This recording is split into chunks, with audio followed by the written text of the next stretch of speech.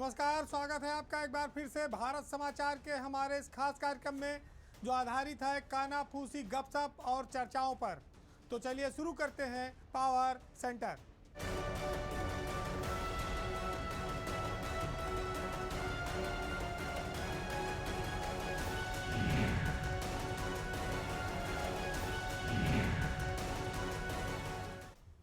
आज शुरुआत ब्यूरोक्रेसी की एक खबर से है जिसमें यह दर्शाता है कि जो आईएएस अफसर हैं और जो पीसीएस अफसर हैं इन दोनों में कितना अंतर है।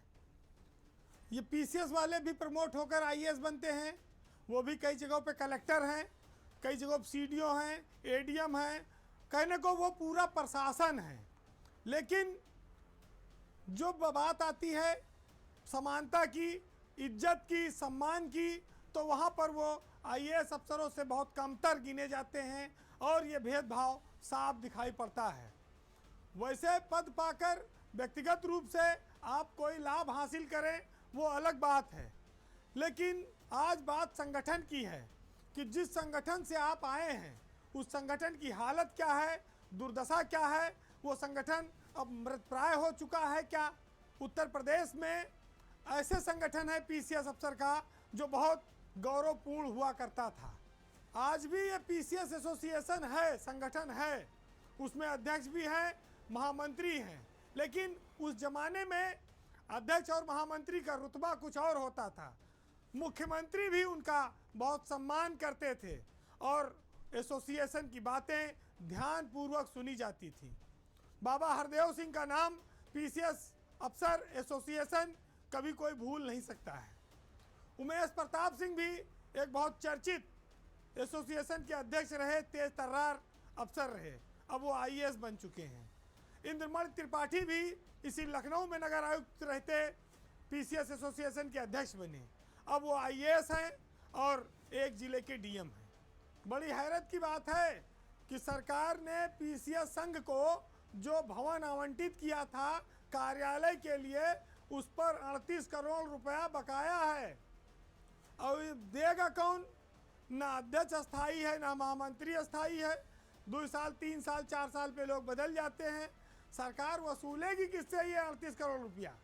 पुष्पराज सिंह अभी गोरखपुर में तैनात हैं और इस समय अध्यक्ष हैं एसोसिएशन के। पहले तो आप इसको जानिए कि पीसीएस एसोसिएशन हो या आईएएस एसोसिएशन, उसका फर्क क्या है।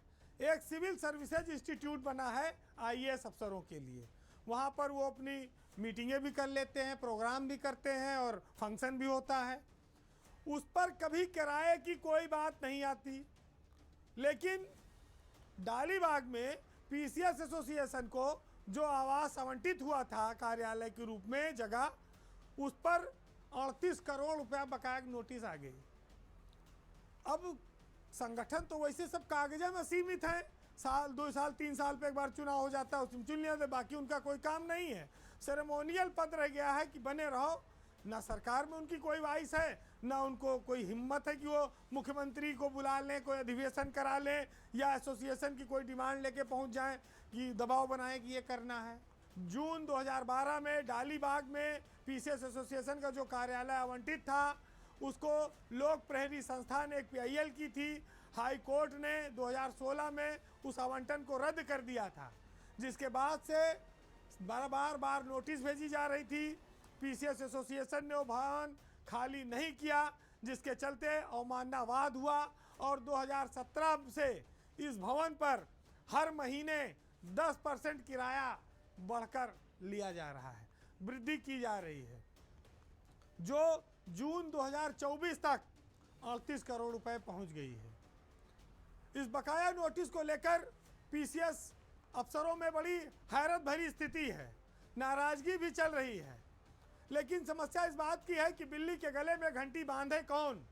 अध्यक्ष और महामंत्री तो हैं, लेकिन कोई इस मामले में सामने आकर बयान देने को तैयार नहीं है। दूसरी ओर आईएएस अफसरों के लिए राजभवन कॉलोनी में सीएसआई भवन बना हुआ है, वो आज भी चल रहा है। वहाँ फंक्शन भी होते हैं, खेलने के लिए लॉन की व्यवस्था है, बहुत सारी चीज़ें होती हैं। उस पर कभी कोई चर्चा नहीं आती, कोई किराए की बात नहीं आती।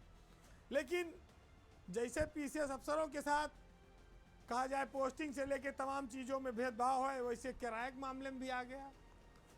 अब ये किराया कैसे चुकाया जाएगा? ये भवन क्या सरकार ताला तोड़ के सामान फेंकेगी, कब्जा लेगी, और अगर नहीं देते हैं तो कितने साल तक ये बढ़ता रहेगा? और 38 करोड़ रुपया कोई मामूली रकम नहीं है। ये आएगा कहाँ से कि बट्टे खाते में जाएगा? अब आप देखिए, मुख्यमंत्री को आईएएस एसोसिएशन की मीटिंग में बुलाया जाता है, उसके लिए मुख्यमंत्री टाइम भी देते हैं, लोग जाते हैं, उनकी समस्याएं सुनते हैं, लेकिन पीसीएस वाले अपना कोई अधिवेशन नहीं कर पाए। हाँ, एक बार चुनाव होने के बाद इकट्ठा होकर जाते हैं, मुख्यमंत्री के यहाँ आवास में मिलकर फ़ोटो खिंचा लेते हैं, बस इतना होता है। उसके बाद फिर जब अगला चुनाव 2-3 साल बाद होगा तो फिर उस तरह फ़ोटो आएगी। अब ब्यूरोक्रेसी से ही जुड़ी हुई एक और महत्वपूर्ण खबर, उत्तर प्रदेश के मुख्य सचिव रहे मनोज कुमार सिंह की यूपी की सरकार में एक बार फिर वापसी हो गई है। ये सबको पता है उनकी वापसी, लेकिन बहुत धमाकेदार हुई है, क्योंकि जो उनकी नई नियुक्ति हुई है राज्य परिवर्तन आयोग में हुई है, जो पहले योजना आयोग के नाम से जाना जाता था, जिसका पुराना नाम राज्य योजना आयोग था। उसी की तरह फंक्शनिंग है। मनोज कुमार सिंह को सीईओ के पद पर तैनात किया गया है। वैसे आपको बता दें कि मनोज कुमार सिंह की इस पद पर तैनाती से पहले उनको लेकर काफ़ी कुछ विवाद पैदा किया गया, जिसमें सरकारी धन के दुरुपयोग की भी अफवाह शामिल है। लेकिन मुख्यमंत्री योगी आदित्यनाथ ने उन सारे आरोपों को दरकिनार कर तेज तर्रार और कहा जाए रिजल्ट ओरिएंटेड छवि वाले अफसर मनोज कुमार सिंह को रिटायरमेंट के बाद मात्र 3 महीने बाद ही उनको यूपी ट्रांसमिशन कमीशन का सीईओ नियुक्त कर दिया है। मनोज कुमार सिंह 3 साल के लिए इस पद पर नियुक्त किए गए हैं। यह आयोग पिछले काफ़ी समय से बना है, लेकिन इस पर किसी की तैनाती नहीं हुई थी। अब जब मनोज कुमार सिंह जैसे अफसर इस पद पर बैठे हैं, योजना भवन में जहां इसका कार्यालय होगा, तो स्वाभाविक है कि वहां पर वो बैठकर उत्तर प्रदेश में प्लानिंग और इंडस्ट्रियल डेवलपमेंट, यूपी के विकास की योजनाओं की सीधे निगरानी करेंगे। मनोज कुमार सिंह एक परिणाम देने वाले अफसर के तौर पर जाने जाते हैं। वो लाल फीताशाही के बड़े खिलाफ रहे हैं। उनकी छवि तेज निर्णय करने वाले अफसर की रही है। चाहे जितनी अड़ंगेबाजी हो, वो सीधे अपनी कलम से योजनाओं को धार देते हैं, उसको तेज गति से चलाने में विश्वास रखते हैं। उनकी ये कड़क छवि से ब्यूरोक्रेसी में एक धड़ा सहमा रहता है। एक धड़ा ऐसा है जो उनके इन निर्णयों के, इन कार्यों की प्रशंसा भी करता है। तो जो निर्णय लेते हैं, तेजी से निर्णय लेते हैं, उनकी इस प्रदेश को इस समय बड़ी ज़रूरत है। ब्यूरोक्रेसी में उनके चाहे जितने विरोधी हों, लेकिन लोग ये मानते हैं कि जिस विषय पर उनको काम कराना होता है, कॉन्सेप्ट क्लियर होता है, उस पर वो किसी की नहीं सुनते हैं। अभी 31 जुलाई को ही वो मुख्य सचिव पद से रिटायर हुए थे। जब उनके रिटायरमेंट का आखिरी दिन आया था, तब उनके सेवा विस्तार को लेकर काफ़ी चर्चाएं चली थी, और बताया जाता है कि कुछ तिकड़मधारी लोगों ने सरकार की लाख कोशिशों के बावजूद उनको सेवा विस्तार नहीं मिलने दिया, और उस समय एक निराशा का माहौल छाया कि मनोज कुमार सिंह जो स्पीड में जिनकी गाड़ी चल रही थी, जो उत्तर प्रदेश में तेज विकास की रफ्तार को मुख्य सचिव के रूप में नेतृत्व कर रहे थे, लेके जा रहे थे, वो अचानक से ब्रेक लग गया। लेकिन ये 3 महीने बाद जब ये सुखद खबर आई, तो लोगों को लगा कि ऐसे अफसरों की वापसी उत्तर प्रदेश के लिए रोड मैप तैयार करने में और उस पर सरपट गाड़ी दौड़ाने में बड़ी सहायक होगी। वो फिर से बहुत महत्वपूर्ण रोल में वापस हुए हैं, मुख्य धारा में कहा जाए लौटे हैं, और उनकी जो पकड़ है काम पर, वो उनकी दमदार भूमिका का एहसास कराएगी।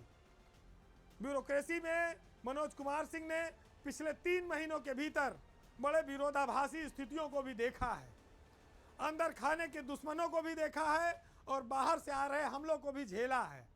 लेकिन वो इन सब चीज़ों से शायद बेफिक्र थे, क्योंकि मुख्यमंत्री योगी आदित्यनाथ का उनको विश्वास हासिल था। मनोज कुमार सिंह कोई लॉबिंग वाले अफसर नहीं रहे, कभी उन्होंने आदमी नहीं तैयार किए कि उनके रिटायरमेंट के बाद उनके पीठ पीछे उनकी बड़ाई करें और उनको फिर से सरकार में कोई ओहदा दिलाएं। आज जो कुछ भी मिला है उनको उनकी छवि और उनके काम के दम पर मिला है। तो जो श्रेणी से बाहर हैं लॉबिंग के, जो अपने काम पर फोकस करते हैं, जो उत्तर प्रदेश में चर्चित हैं कि सही काम के लिए वो तेज निर्णय लेते हैं, मुख्यमंत्री ने ऐसे अफसर का चयन करके यूपी के विकास में एक बहुत मील का पत्थर स्थापित किया है। अब बात थोड़ी राजनीति की, क्योंकि आजम खां जेल से छूटे और फिर जेल पहुंच गए, यानी कि थोड़ी दिन घर का खाना मिला, फिर तो वापस जेल में जाना है, जेल की रोटी खाना है। यूपी की सियासत में आजम खां बहुत बड़ा नाम है, चाहे पहले चाहे आज। वो अब तीसरी बार जेल चले गए हैं। उनके साथ उनके बेटे अब्दुल्ला आजम को भी जेल हो गई है। आजम खां के जेल जाने से अब यह साफ हो गया है कि जो उनका सियासी कैरियर है वो लगभग अब ख़त्म माना जाए। इस बार जब आजम खां जेल से बाहर आए थे तो मात्र 55 दिनों तक ही वो खुली हवा में सांस ले पाए। उनके जो बेटे हैं अब्दुल्ला आजम, वो भी इसी साल फरवरी में हरदोई जेल से छूटे थे। अभी उनको जन्म तिथि के हेर फेर के मामले में कोर्ट ने 7 साल की सजा सुनाई है दोनों को। लेकिन आजम खां इससे पहले एक बार 23 महीना और एक बार 27 महीना जेल में रह चुके हैं। इस दौरान उन पर 100 से ज़्यादा मुकदमे लादे गए। वो बकरी चोरी और मुर्गी चोरी जैसे आरोपों में भी, हास्यास्पद आरोपों में भी जेल में गए, चार्जशीट हुए। वो मजाक बनकर रह गए जो सियासत का इतना बड़ा कद था। लेकिन ये दिन के फेर हैं। आजम खां जब सत्ता में थे तो उनकी तूती बोलती थी। मुजफ्फरनगर दंगे में उन्होंने जो भूमिका निभाई, उससे वो उत्तर प्रदेश में जनता की नज़रों में खलनायक बन गए थे। अखिलेश यादव सरकार पर सबसे बड़ा आरोप मुजफ्फरनगर दंगे का था। लेकिन आज आजम खां के साथ वैसी भावना नहीं है। वो 80-90 मुकदमों में जमानत पा चुके हैं। बार बार जेल जाने से उनकी सेहत बिगड़ी है, उनकी उम्र बढ़ रही है, जनता की सहानुभूति उनके साथ है। इतनी लंबी सजाएं उन्होंने जेल में काट ली हैं कि जेल से शायद उनको अब डर नहीं लगता होगा। लेकिन मानने वाले मानते हैं कि आजम खां पर अब जुल्म की इंतहा हो रही है। आंजनेय कुमार सिंह को भी उतना फायदा मिला और वह बार बार एक्सटेंशन पाकर मुरादाबाद के कमिश्नर बने हुए हैं। आजम खां के ज़िले में डीएम रहते उनके द्वारा की गई कार्रवाई ने उनको योगी सरकार में हीरो बनाकर रखा है, यानी कि उनको गोद में उठाया हुआ है। आजम खां भले ही दुर्दिन में है, उनकी सियासत खत्म हो रही है, लेकिन उनकी पार्टी में हैसियत खत्म नहीं हुई है। वो हमेशा समाजवादी पार्टी में नंबर 2 की स्थिति में रहे। उनकी भाषण शैली ही उनकी हमेशा ताकत रही। वह सभाओं का मुख मोड़ने वाले नेता के तौर पर जाने जाते हैं। उनके तीखे जो तेवर हैं, उसने लोगों को आकर्षित भी किया और बहुत बार समाजवादी पार्टी का नुकसान भी किया। उन्होंने असंख्य दुश्मन पैदा कर रखे हैं। उनका जो ड्रीम प्रोजेक्ट था जौहर विश्वविद्यालय, उसकी वजह से भी उनके दुश्मन बहुत ज़्यादा बने। वो आज दुर्दशा का शिकार है। बीजेपी सरकार ने उसके कई हिस्सों पर बुलडोजर चलाकर धाराशाही कर दिया। वो उम्र के जिस पड़ाव पर हैं 70 के ऊपर, उसमें यह बात आनी लाजमी है कि वो बहुत एक्टिव पॉलिटिक्स में अब कितनी क्षमता के साथ काम कर पाएंगे। इस उम्र में संघर्ष करने का मादा कितना बचा रहता है। वैसे उनका हौसला कम नहीं है।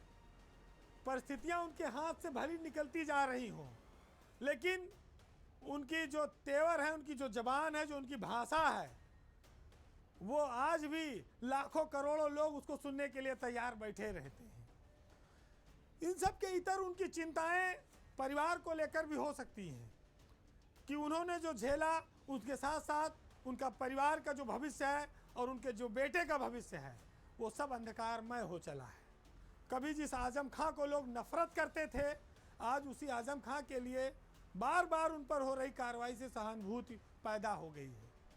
लेकिन इसका कोई फ़ायदा सियासत में समाजवादी पार्टी को मिल पाएगा ये कहना मुश्किल है, क्योंकि वो जेल में है और समाजवादी पार्टी ने उनके जेल में रहते भी लोकसभा में 37 सीटें, सर्वाधिक सबसे ज़्यादा सीटें जीती भी हैं।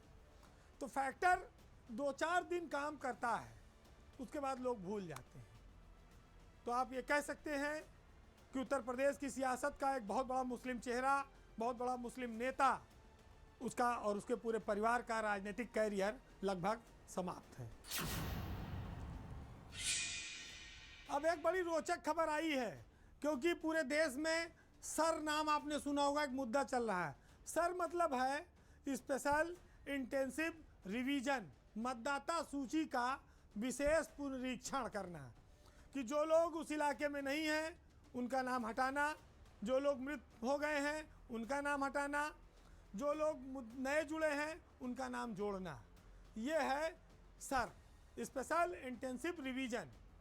अब उत्तर प्रदेश में ये आ गया है कि लोगों को नाम मतदाता सूची में जोड़ने हैं, हटाने हैं। इसको लेकर चुनाव आयोग ने प्रक्रिया एक शुरू कर दी है। लेकिन इसी बीच एक मामला बड़ा गर्मा गया, क्योंकि पूरे देश में विपक्ष मतदाता सूची पुनरीक्षण की इस प्रक्रिया को बीजेपी की बेईमानी से जोड़ता है और कहता है कि वो बाहरी वोटरों को जोड़कर और विपक्ष के वोटरों को काटने का काम करती है, और ये लोग इसीलिए सर में तमाम सारी गड़बड़ियां कर रहे हैं। अब ये यूपी में भी बवाल मचा था। इसी बीच बीजेपी के एक विधायक हैं, उन्होंने खुलेआम ऐलान कर दिया कि जो मर गए हैं उनका तो वोट कटवाओ और विपक्षियों का वोट भी मतदाता सूची से कटवा दो। तो अभी तक जो आरोप विपक्ष लगा रहा था भाजपा पर, उसको विधायक जी ने और पुष्टि कर दी। ये विधायक हैं जौनपुर से भाजपा के रमेश मिश्रा, और बाकायदा सोशल मीडिया पर उनका ये वीडियो आया है। उन्होंने फेसबुक पर लाइव के दौरान ये बात कही है। आप पहले जो है रमेश मिश्रा के इस बयान को सुनिए, और वो इससे पहले भी एक बार अपनी सरकार को लेकर बड़ा कर्रा बयान दे चुके हैं, नेतृत्व परिवर्तन तक का बयान दे चुके हैं। हम दोनों बयान आपको सुनवाते हैं।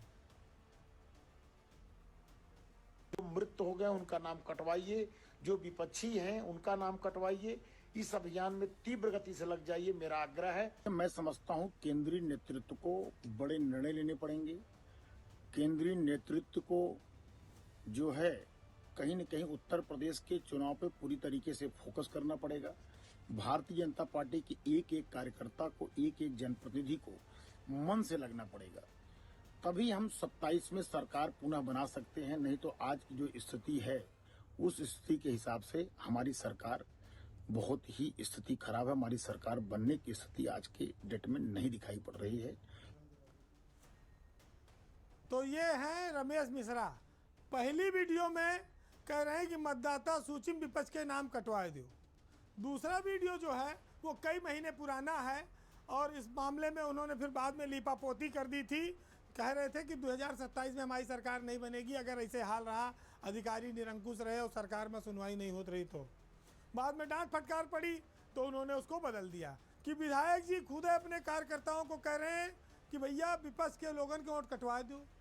तो भाई इसका मतलब यह है कि सेटिंग है बीजेपी की चुनाव आयोग से, और इतना खुलेआम बयान कौन दे सकता है। रमेश मिश्रा अपने इलाके में काफ़ी तेज तर्रार विधायक माने जाते हैं, और उनके नाम का पत्थर नहीं लगता है तो वो जाकर भूमि पूजन वाले स्थल पर तोड़फोड़ भी कर देते हैं। ये दबंगई की उनकी छवि है। रमेश मिश्रा दूसरी बार बीजेपी से विधायक चुने गए हैं, लेकिन सोशल मीडिया पर वो चुनाव आयोग की शुचिता की धज्जियां उड़ा रहे हैं। उनका वीडियो पूरे देश में चर्चा का विषय बना हुआ है। हालांकि चुनाव आयोग और पार्टी ने अभी तक उन पर कोई कार्रवाई नहीं की है, लेकिन आप इस बात को अच्छी तरह से जान लीजिए कि रमेश मिश्रा एक ऐसे विधायक हैं जिनको लेकर कमीशन खोरी में ठेकेदार और विधायक के बीच बड़ी लंबी पेपरबाजी हुई थी। बड़ा लंबा किस्सा चला था, और वो भी बवाल पूरे प्रदेश ने देखा था। मिश्रा जी मुंबई भी काफ़ी जाते रहते हैं और बदलापुर महोत्सव के लिए काफ़ी सारे कलाकार वो मुंबई से लेके आते हैं। कई बार चंदा इकट्ठा करने के नाम पर वो कुछ दबाव भी बना देते हैं लोगों पर और इसी वजह से विस्फोट भी हो जाता है ठेकेदारों के बीच में। तो लोग ये कहने लगे हैं उनके विरोधी कि मिश्रा जी का तो जो पेट है वो पैसे से भरता ही नहीं है। अब इसमें सच्चाई कितनी है वही जाने। लेकिन रमेश मिश्रा अपनी सरकार के कामकाज के खिलाफ भी खुलेआम बोल चुके हैं। नेतृत्व परिवर्तन की मांग, यानी मुख्यमंत्री को भी हटाने की एक बार उन्होंने मांग कर दी थी और कहा 2027 के विधानसभा चुनाव से पहले केंद्र को इस पर ध्यान देना पड़ेगा। बाद में उन्होंने कहा ये वीडियो हमारा फर्जी है। हालांकि लोग जानते हैं कि फर्जी, नकली और असली दोनों में अंतर क्या है। मतदाता सूची को लेकर पूरे प्रदेश में बीजेपी आरोपों से घिरी हुई है। बिहार से लेके, बंगाल से लेके आज उत्तर प्रदेश में भी विपक्ष उस पर आरोप लगा रहा है।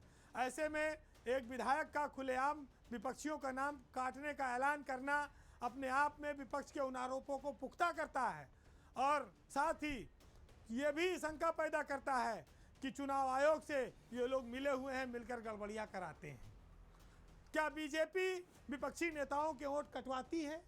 आज सबसे बड़ा सवाल ये खड़ा हो रहा है। रमेश मिश्रा बाद में एक वीडियो जारी करते कहते वो एडिट करके किया गया है।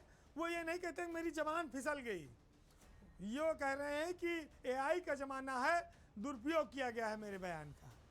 अरे हर बार आपके ही बयान का दुरुपयोग किया जाएगा, कभी सरकार के खिलाफ, कभी मतदाता सूची को लेकर, कभी ठेकेदार को लेकर। तो रमेश मिश्रा को आप विवादों के विधायक जरूर कह सकते हैं। वैसे भी रमेश मिश्रा विधायक के रूप में काफ़ी चर्चित हैं और अपने इलाके में उनको लेकर आए दिन बहुत सारी खबरें छपती रहती हैं। पैसा और कमीशन खोरी में सरकार ने उनको कई बार डांट भी लगाई, फटकार भी लगाई है, लेकिन उनका दिल है कि मानता नहीं है। फिलहाल आज के पावर सेंटर में इतना ही, लेकिन जाते जाते आपको इस बात का एहसास कराएंगे कि लोग सियासत को जनता की सेवा का माध्यम बनाकर आते हैं, लेकिन उस सेवा में मेवा के लिए वो रात दिन लड़ाई और संघर्ष करते हैं और बड़ी बड़ी गाड़ियाँ, कोठियाँ, धन दौलत विधायक बनते ही इकट्ठा करने लगते हैं। नाम तो जनता की सेवा का है, लेकिन असली मकसद खुद अमीर बनने का है, पैसा कमाने का है, ताकत पैदा करने का है।